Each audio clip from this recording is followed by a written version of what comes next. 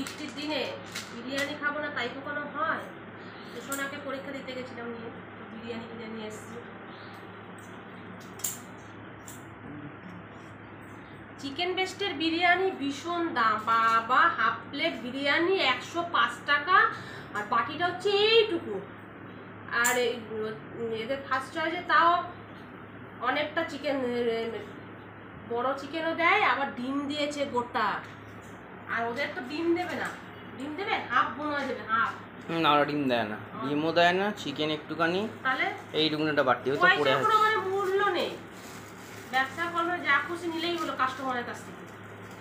কাস্টমাররা তো কষ্ট করে পয়সাটা রোজগার করে নাকি, খাওয়ার জন্য কি যা খুশি পয়সা দিয়ে নিয়ে নেবে?